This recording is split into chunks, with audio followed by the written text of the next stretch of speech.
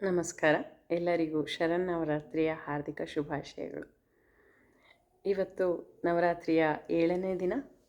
ನಾವು ಮೊದಲನೇ ದಿನದಿಂದ ಹಿಡಿದು ಯಾವ ರೀತಿ ಶೈಲನ ಪುತ್ರಿಯಾಗಿ ಶೈಲಪುತ್ರಿ ಪರ್ವತರಾಜನ ಮನೆಯಲ್ಲಿ ಜನಿಸಿದ್ಲು, ಆನಂತರ ಕಠೋರವಾದ ತಪಸ್ಸನ್ನು ಮಾಡಿ ಬ್ರಹ್ಮಚಾರಿಣಿ ಅನ್ನಿಸ್ಕೊಂಡ್ಲು, ಶಿವನ ಮೆಚ್ಚುಗೆಯನ್ನು ಪಡೆದು ಶಿವ ಪಾರ್ವತಿಯರ ವಿವಾಹವಾಗತ್ತೆ. ಅದರಲ್ಲಿ ಚಂದ್ರಘಂಟಾದೇವಿ ಅಂತ ಅನ್ನಿಸ್ಕೊಳ್ತಾಳೆ. ಶಿವ ಪಾರ್ವತಿಯರ ಪುತ್ರ ಜನನ ಆಗತ್ತೆ. ಅವನು ಜನಿಸಿರೋದೇ ತಾರಕಾಸುರನ ಸಂಹಾರಕ್ಕಾಗಿ. ಆ ಪುತ್ರನ ಜನನದಿಂದ ಸ್ಕಂದಮಾತೆ ಅನ್ನಿಸ್ಕೊಳ್ತಾಳೆ. ಅನಂತರದಲ್ಲಿ ರಾಕ್ಷಸರನ್ನು ಸದೆಬಡಿಯಲಿಕ್ಕಾಗಿ ಒಂದು ರೂಪ ಉಂಟಾಗುತ್ತದೆ. ಅದನ್ನು ಕಾತ್ಯಾಯಿನಿ ದೇವಿ ಅನ್ನುವಂತೆ ಕಾತ್ಯಾಯಿನಿ ಮಹರ್ಷಿಯ ಆಶ್ರಮದಲ್ಲಿ ಅವಳ ಉದ್ಭವ ಆಗಿದ್ದರಿಂದ ಕಾತ್ಯಾಯಿನಿ ದೇವಿ ಅಂತ ಕರೆಸ್ಕೊಳ್ತಾಳೆ. ಇದಿಷ್ಟನ್ನು ನಾವು ಹಿಂದಿನ ಸಂಚಿಕೆಗಳಲ್ಲಿ ನೋಡಿದ್ವಿ. ಇಂದು ಕಾಲರಾತ್ರಿ ಎನ್ನುವ ರೂಪದಲ್ಲಿ ಆಕೆಯನ್ನು ಆರಾಧಿಸಲಾಗುತ್ತೆ. ಕಾಲರಾತ್ರಿ ಅಥವಾ ಕಾಳಿಕಾದೇವಿ ಅನ್ನುವ ಅರ್ಥದಲ್ಲಿ ಒಂದು ಸಲ ನಾವು ನೋಡಿದ್ರೆ, ಅಂದರೆ ಅರ್ಥ ನೋಡಿದ್ರೆ, ಕಾಳಿಕಾ ಅಂತಂದರೆ ಅನಂತ ಅಂತ. ಅಂದರೆ ಅನಂತ ಅಂತ ಅಂದರೆ ಸೃಷ್ಟಿ ಸ್ಥಿತಿ ಲಯಗಳನ್ನು ತೂಗುವಂತಹವಳು ಅಂತ. ಅವಳಿಗೆ ಕಾಳಿಮಾತೆಗೆ ಭವತಾರಿಣಿ ಅಂತಲೂ ಅಂತಾರೆ.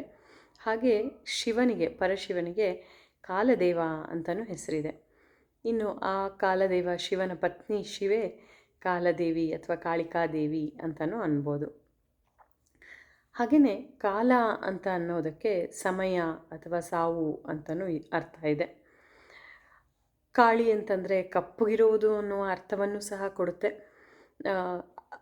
ನಾವು ಭೈರಪ್ಪನವರ ಯಾನ ಪುಸ್ತಕವನ್ನು ಓದಿದರೆ ಅದರಲ್ಲಿ ನಾವು ನೋಡ್ತಾ ಹೋಗ್ಬೋದು, ಈ ಸಮಯ ಆಗಲಿ ಅಥವಾ ಹಗಲು ರಾತ್ರಿಗಳು ಎಲ್ಲವೂ ನಾವು ಈ ಭೂಮಂಡಲದಲ್ಲಿ ಇರುವಷ್ಟು ಸಮಯ ಮಾತ್ರ, ಈ ಭೂಮಂಡಲದ ಮಟ್ಟಿಗೆ ಮಾತ್ರ ಸಮಯ ಮತ್ತು ಹಗಲು ರಾತ್ರಿಗಳು ಎಲ್ಲ.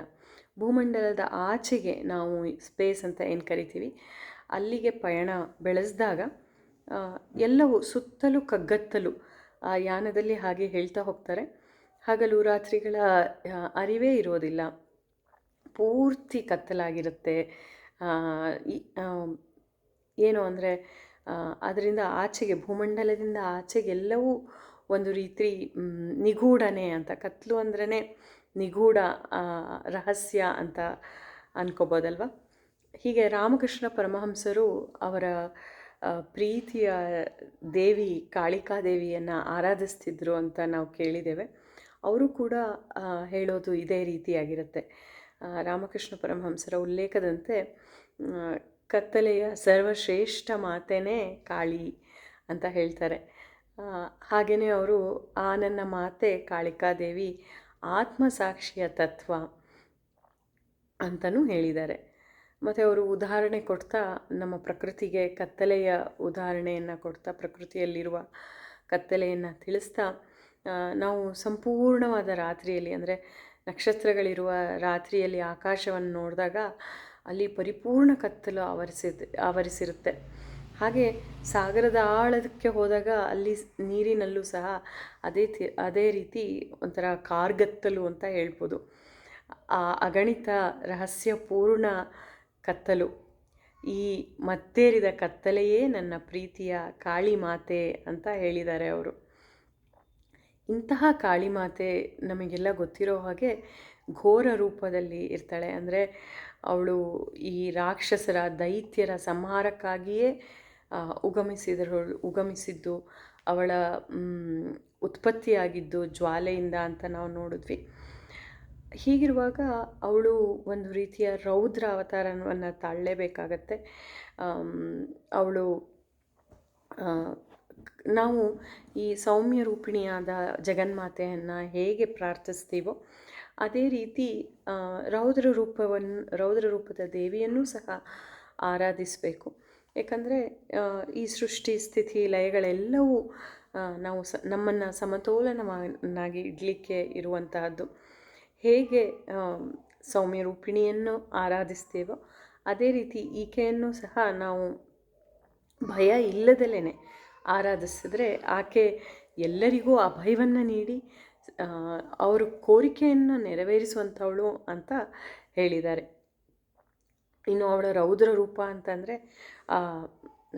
ರಾಕ್ಷಸರನ್ನು ಸಂಹಾರ ಮಾಡುವಾಗ ಆಕೆ ಕೈಯಲ್ಲಿ ಆಯುಧಗಳು, ಹಾಗೆ ಆ ರಣಭೂಮಿಯಲ್ಲಿ ರಾಕ್ಷಸರನ್ನು ವಧೆ ಮಾಡಿದಾಗ ಅವರೆಲ್ಲರ ತಲೆಬುರುಡೆಗಳನ್ನ ಹಾರವನ್ನಾಗಿ ಹಾಕಿಕೊಂಡು ಕೈಯಲ್ಲಿ ರಾಕ್ಷಸರ ತಲೆಯನ್ನು ಹಿಡಿದು ನೃತ್ಯ ಮಾಡುವಂತಹ ಒಂದು ದೃಶ್ಯದ ರೂಪವನ್ನು ನಾವು ನೋಡಿದ್ದೇವೆ. ಹಾಗಾಗಿಯೇ ಆಕೆಯನ್ನು ಆದಿಶಕ್ತಿ, ಸೃಷ್ಟಿಯನ್ನು ಮೀರಿದವಳು ಅಂತಲೇ ಹೇಳ್ತಾರೆ. ಒಂದು ಪುರಾಣದ ಕಥೆ ಇದೆ. ಕಾಳಿಕಾದೇವಿ ಎಲ್ಲ ರಾಕ್ಷಸರನ್ನು ಸಂಹಾರ ಮಾಡಿದ್ಮೇಲೆ ಅತ್ಯಂತ ಆನಂದದಿಂದ ಆ ರಣರಂಗದಲ್ಲಿ, ಅಂದರೆ ಎಲ್ಲಿ ರಾಕ್ಷಸರ ಸಂಹಾರ ಆಯಿತೋ ಅಲ್ಲಿ ರಕ್ತದ ಓಕುಳಿನೇ ಹರಿದಿರತ್ತೆ, ಹಾಗೆ ಎಲ್ಲ ಕಡೆ ಶವಗಳು ಬಿದ್ದಿರತ್ತೆ, ತಲೆಬುರುಡೆಗಳು, ರಕ್ತ ಮಾಂಸದ ಒಂದು ಭಯಾನಕ ದೃಶ್ಯ ಇರುತ್ತೆ. ಆ ಎಲ್ಲರನ್ನು ಸಂಹರಿಸಿದ ನಂತರ, ದೈತ್ಯ ರಾಕ್ಷಸರನ್ನು ಸಂಹರಿಸಿದ ನಂತರ ಅತ್ಯಂತ ಆನಂದದಿಂದ ಆ ತಾಯಿ ಮಾತೆ ಅದೇ ರೂಪದಲ್ಲಿ ಅಲ್ಲಿ ನರ್ತನವನ್ನು ಪ್ರಾರಂಭಿಸ್ತಾಳಂತೆ. ಆ ನೃತ್ಯ ಎಷ್ಟು ಭಯಂಕರವಾಗಿರುತ್ತೆ ಅಂತಂದರೆ ನಾವು ಪುರಾಣದಲ್ಲೂ ನೋಡ್ತೇವೆ, ತಾಯಿಗೆ ದೇವತೆಗಳೇ ತಾಯಿ ಸುರಪಾನ ಮಾಡು, ಇದನ್ನು ಮಾಡಿದ್ರಿಂದ ನಿನಗೆ ಶಕ್ತಿ ಹೆಚ್ಚಾಗಿ ನೀನು ದೈತ್ಯರ ಸಂಹಾರ ಮಾಡಲಿಕ್ಕೆ, ಅವರನ್ನು ವಧೆ ಮಾಡಲಿಕ್ಕೆ ಅನುಕೂಲ ಆಗತ್ತೆ ಅಂತ ಹೇಳಿ ಪ್ರೇರೇಪಿಸಿ ಈ ರೂಪದಲ್ಲಿನ ಕಾಳಿಕಾ ಮಾತೆ ಕಾಲರಾತ್ರಿ ಅನ್ನುವಂಥವಳು ಸುರಪಾನ ಮಾಡಿ ಆನಂತರದಲ್ಲಿ ಆ ದೈತ್ಯರ ಸಂಹಾರವನ್ನು ಮಾಡ್ತಾಳೆ ಅಂತ ಕೇಳಿರ್ತೇವೆ. ಹಾಗಿರುವಾಗ ಈ ಭಯಂಕರ ನೃತ್ಯಕ್ಕೆ 3 ಲೋಕಗಳು ನಡುಗೋಗುತ್ತಂತೆ. ದೇವತೆಗಳೆಲ್ಲ ಹೆದರಿ ಬೆದರಿ ಮತ್ತೆ ಶಿವನ ಹತ್ರ ಹೋಗಿ ಬೇಡ್ಕೋತಾರಂತೆ. ಶಿವ, ನೋಡು, ಎಲ್ಲ ಭೂಲೋಕ, ತ್ರಿಲೋಕ, 3 ಲೋಕಗಳು ಅಲುಗಾಡ್ತಾ ಇದೆ, ಹೇಗಾದರೂ ಮಾಡಿ ಆ ತಾಯಿಯನ್ನು ನಿಲ್ಲಿಸು ಅಂತ. ಶಿವನು ಹೋಗಿ ನರ್ತನವನ್ನು ನಿಲ್ಲಿಸು, ಆ ನರ್ತನದ ಆಘಾತವನ್ನು ತಡೆಯೋಕ್ಕಾಗ್ತಿಲ್ಲ ಅಂತ ಹೇಳಿದಾಗ ತಾಯಿಗೆ ಅದನ್ನು ಕೇಳಿಸ್ಕೊಳ್ಳೋ ಅಷ್ಟು ಸ್ಥಿತಿಯಲ್ಲೇ ಇರಲ್ವಂತೆ, ಅಷ್ಟು ಮತ್ತೇರಿದ ಸ್ಥಿತಿಯಲ್ಲಿರ್ತಾಳೆ. ಹಾಗಿರುವಾಗ ಏನು ಮಾಡೋದು ಅಂತ ಶಿವ ಯೋಚನೆ ಮಾಡಿ ಆ ನರ್ತನದ ಆಘಾತವನ್ನು ತಾನೇ ಹೀರ್ಕೊಳ್ಳೋದಕ್ಕೋಸ್ಕರ ಅಲ್ಲಿ ಎಲ್ಲ ಶವಗಳ ನಡುವೆ ಅವನು ಹೋಗಿ ಮಲ್ಕೋತಾನಂತೆ, ಶವದೋಪಾದಿಯಲ್ಲಿ. ಆಗ ಈ ಭಯಂಕರ ನೃತ್ಯ ಮಾಡ್ತಿದ್ದಂತಹ ದೇವಿ ಪರಶಿವನ ದೇಹದ ಮೇಲೆ ತನ್ನ ಕಾಲನ್ನು ಇಡ್ತಾಳಂತೆ. ಯಾವಾಗ ಅವಳ ಕಾಲು ತನ್ನ ಪತಿಯ ಮೇಲೆ ಇಡ್ತಾಳೋ ಆ ಕ್ಷಣದಲ್ಲಿ ಅವಳಿಗೆ ತನ್ನ ತಪ್ಪಿನ ಅರಿವಾಗಿ ಅತ್ಯಂತ ನಾಚಿಕೆಯಿಂದ ಅವಳು ತನ್ನ ನಾಲಿಗೆಯನ್ನು ತಾನು ಕಟ್ ಮಾಡಿಕೊಂಡು ಅದನ್ನು ಛಿದ್ರ ಕಡಿದು ಹಾಕ್ತಾಳಂತೆ ನಾಲಿಗೆಯನ್ನು. ಈ ರೀತಿ ಒಂದು ತಾಂತ್ರಿಕ ವಿವರಣೆ ಕಾಳಿಮಾತೆ ಶಿವನ ಕಳೇಬರದ ಮೇಲೆ ನಿಂತು ನೃತ್ಯ ಮಾಡ್ತಿರೋದು ನಮಗೆ ಕೆಲವೊಂದು ಕಡೆ ಕೇಳಿ ಬರುತ್ತೆ ಪುರಾಣದ ಕಥೆಗಳಲ್ಲಿ. ಹಾಗೂ ನಾವು ಆ ಚಿತ್ರವನ್ನು ನೋಡಿರ್ತೇವೆ, ಶಿವ ಶವದೋಪಾದಿಯಲ್ಲಿ ಮಲಗಿರುವುದು, ಅದರ ಮೇಲೆ ತಾಯಿ ತನ್ನ ಕಾಲನ್ನು ಇಟ್ಟು ವಿಕಾರ ರೂಪದಲ್ಲಿ ನಿಂತಿರೋದನ್ನು. ಇಲ್ಲಿ ಇನ್ನೊಂದು ವಿಷಯ ತಿಳ್ಕೊಬೇಕಾಗಿದ್ದು ಅಂತಂದರೆ, ಇಲ್ಲಿ ಸಂಕೇತ ಎಲ್ಲದರಲ್ಲೂ ಒಂದು ನಮಗೆ ಮೆಸೇಜ್ ಅಥವಾ ಒಂದು ವಿಷಯವನ್ನು ತಿಳಿಸ್ಕೊಡ್ಲಿಕ್ಕೆ ಈ ಪುರಾಣದ ಕಥೆಗಳಿದೆ ಅಂತ ನಾವು ನಂಬಿಕೆಯಿಂದ ಕಥೆಗಳನ್ನು ಕೇಳ್ತಾ ಹೋಗ್ತೇವೆ. ಇಲ್ಲಿ ಏನಂತಂದರೆ ಇದರ ಸಂಕೇತ ಕುಂಡಲಿನಿ ಶಕ್ತಿ ಮನುಷ್ಯನ ಶರೀರದ ಮೇಲೆ ಮಾಡುವ ಮಾನಸಿಕ ಹಾಗೂ ದೈಹಿಕ ಬದಲಾವಣೆ ಹೇಗಾಗುತ್ತೆ ಮನುಷ್ಯನಲ್ಲಿ ಆ ಕುಂಡಲಿನಿ ಶಕ್ತಿಯಿಂದ, ಹಾಗೆ ಎಷ್ಟು ಅಸಹಾಯಕತೆಯನ್ನು ನಮ್ಮ ಮಾನಸಿಕ ಹಾಗೂ ದೈಹಿಕ ಶರೀರದ ಮೇಲೆ ಬದಲಾವಣೆ ಮಾಡುತ್ತೆ. ಆ ಅಸಹಾಯಕತೆಯನ್ನು ತೋರಿಸ್ಲಿಕ್ಕೋಸ್ಕರ ಈ ಒಂದು ಕಥೆಯನ್ನು ಹೇಳಲಾಗತ್ತೆ. ಅಂತಹ ದೇವಿಗೇನೆ ಅಷ್ಟೊಂದು ಅವಳು ಅಸಹಾಯಕಳಾದಳು ಅಂದ ಮೇಲೆ ನಮ್ಮಂಥ ಹುಲುಮಾನವರಿಗೆ ಎಷ್ಟು ಅದರ ತಾಪ, ಅಂದರೆ ಅದರ ಅಸಹಾಯಕತೆ ಇನ್ನೆಷ್ಟು ಕಾಡಬಹುದು ಅಂತ. ಹೀಗೆ ಕಾಲರಾತ್ರಿಯ ಸ್ವರೂಪವನ್ನು, ಆಕೆಯನ್ನು ನಾವು ಒಪ್ಪಿಕೊಂಡು ಆಕೆ ಒಳ್ಳೇದು ಮಾಡ್ತಾಳೆ ಅನ್ನುವ ನಂಬಿಕೆಯಿಂದ ಭಯವನ್ನು ಹೊರಗಿಟ್ಟು ಆಕೆಯನ್ನು ಪೂಜಿಸೋಣ.